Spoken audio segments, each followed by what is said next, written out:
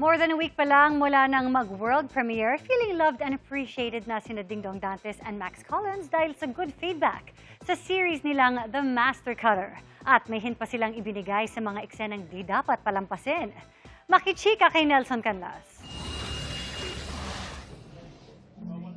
In glam mode ang ilang kapuso at sparkle stars para sa isang private dinner.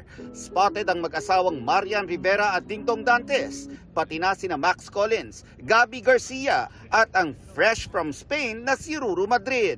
Sa panayam ng GMA News kina Dingdong at Max, ikinwento nilang sulit ang lahat ng effort na ibinibigay nila para maging mas kapanapanabik ang mga eksena sa GMA Prime series na The Master Cutter. They feel the love mula sa mga manonood na nakikita naman sa magandang viewership ng show. Well, we're extremely happy sa kanilang positive na reception dun sa program. Yes, the ratings! We're so happy about the ratings. Kaya tuloy pa rin ang taping. Yan. So, laban lang. It's getting more and more exciting as it progresses. So, I'm so excited for everyone to see the mga next na episodes. Isa raw sa napansin at nagugustuhan ng kanilang viewers ay ang Mabilis yung pacing. A lot of people told me that they like it kasi na-hook sila eh. Totoo yan, as in lalo itong mga next 2 weeks, nako po.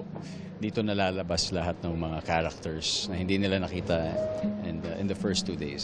Sa pagpapatuloy ng The Master Cutter, magiging mas malinaw ang mga relasyon ni Atoy.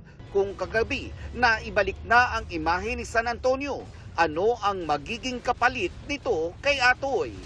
Alam nyo, yung exciting parts paparating pa lang. So sana patuloy kayong manood at sana patuloy kayong maligayahan doon sa ginagawa namin para sa inyo. Nelson Canlas, updated sa Showbiz Happenings.